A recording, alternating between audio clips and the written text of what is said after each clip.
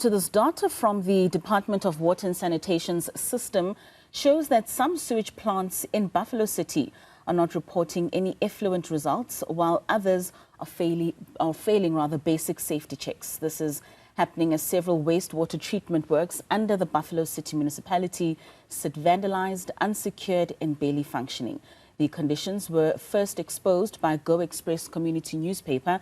Newzroom Africa's Sipha Kema visited the same sites to verify what was highlighted in that report. The Department of Water and Sanitation's IRIS system shows zero compliance at Potsdam and Shornville, with no effluent data reported at all.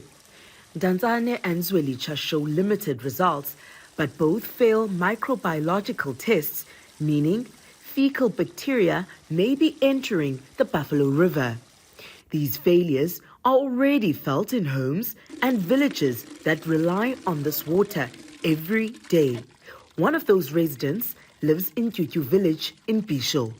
Amanzi esiwaselayo apha yonke le lali sisela amanzi amhlophe.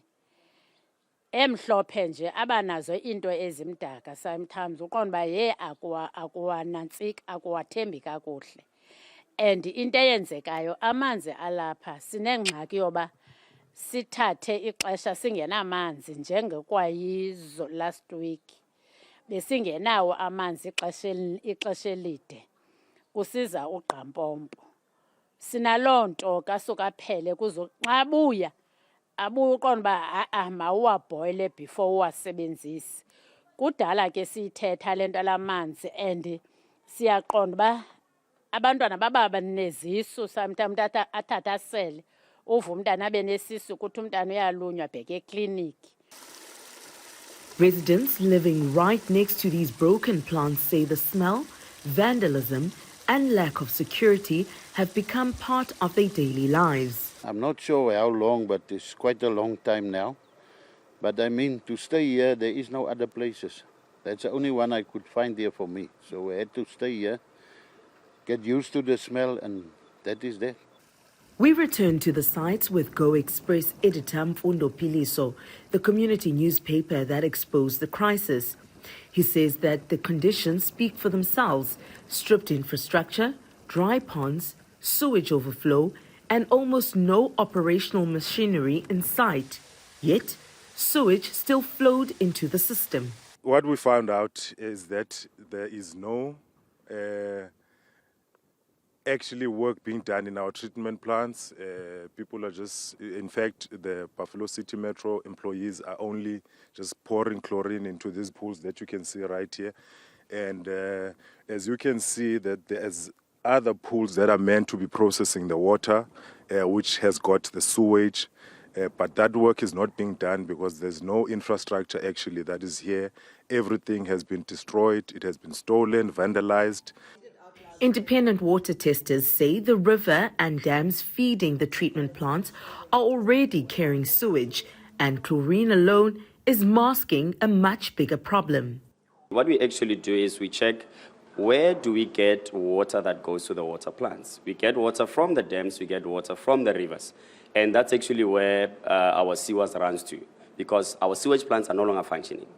So all the water, all the sewers, all the drainages runs to the river. So this is actually the chlorine hiding all this so that we cannot see them. So you can't see them, you can't taste them, you can't smell it. So what is being done is it's like a dirty swimming pool that where we put in just the HDH to cover all those dead things. For Newzroom Africa on Channel 405, I'm Sipha Kema in the Buffalo City Metro.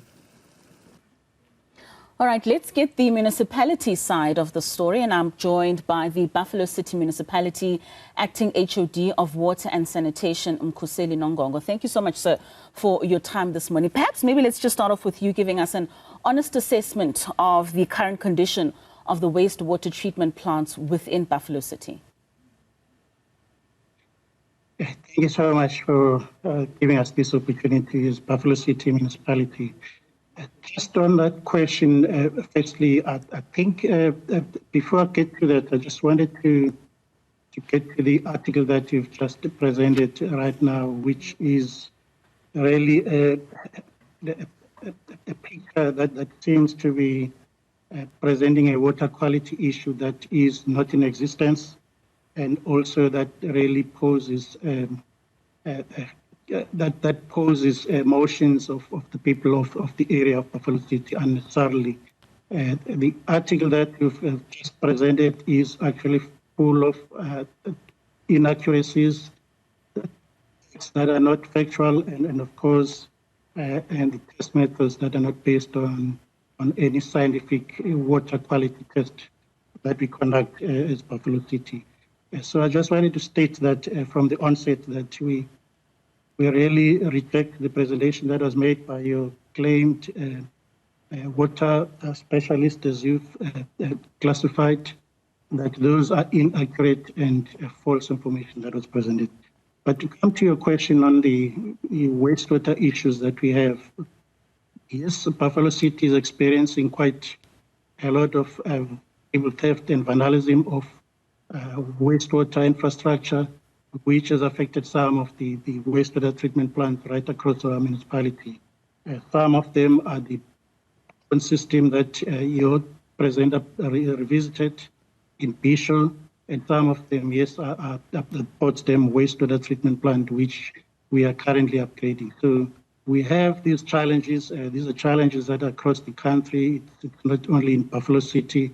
And these are the challenges that we have prepared plans, and we're currently working on those plans to improve the wastewater infrastructure.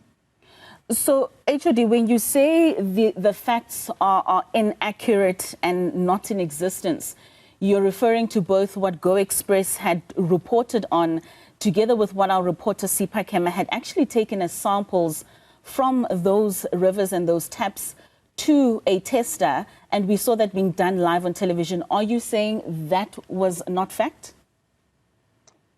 Yes, thank you for the question. I think the first starting point that I need to maybe explain to you is that on that presentation that was made on your television channel, the samples that were tested there, as much as it was indicated, they were from Bisho, from East London, and also from Shornville. They were not clearly stated where they were taken, because I think the sampling point becomes an important issue on what you're sampling the water from, and also how you sample and the container that you use. So there's a lot of scientific way of testing, water quality, and then of course present it as factual information. So that information was missing on your presentation. But also the instrument that was used is not a reliable water quality instrument that you use. The electrolyzer that your water specialist used, it's not really the standard way that we use to test our water quality. Buffalo City water quality complies with the South African Drinking Water Standard, which is the South African National Standard Science 241, and the results are presented in the regulator's website each month, the Department of Water and Sanitation IRIS system. If you look at the record for the last 10 years, Buffalo City's water quality has been consistently meeting between 96 and 99% compliance, which is higher than the requirement that SANS 241 requires of 95% compliance. So the claims that our water quality is not to standard is factually incorrect. As I say, you can look at the records for the last 10 years in the Department of Water and Sanitation. Just maybe the other point that I need to highlight is there seems to be a confusion in the presentation that was made between the water treatment plants and the wastewater treatment plants. The presenter that presented on the Bishop Ponds, those are wastewater treatment plants and have not directly have anything to do with the water treatment plants. So your presentation seems to be confusing and misleading, that the Bishop Ponds are what we draw water from, which is inaccurate. And there's various other inaccuracies that I can go through that were presented in that presentation. So yes, the information is that we have a challenge, but those tests that were done are not the water quality tests that we do when we do the water quality of our water. So soon after Go Express had published their report on that article, the city had then put out a warning to residents to boil their water first. What was the reasoning behind that thinking? Yeah.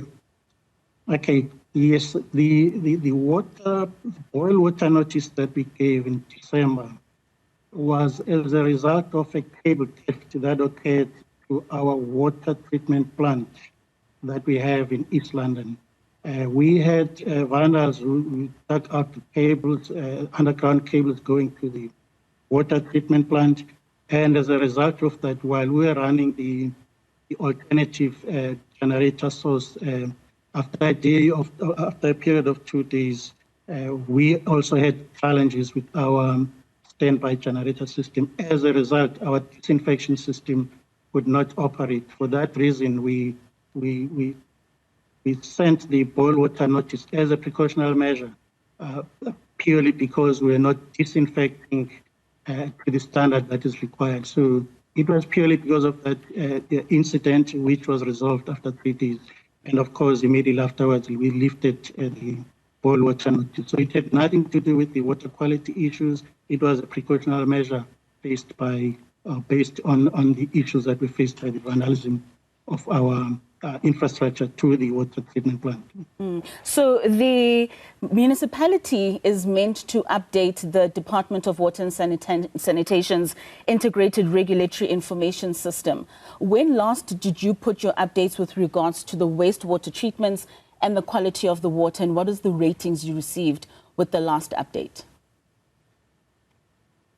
Okay, yes, we submit regularly to the Department of Water and Sanitation for the treatment plants that are currently not vandalized, with the flow measuring and quality, effluent quality measurements that we take.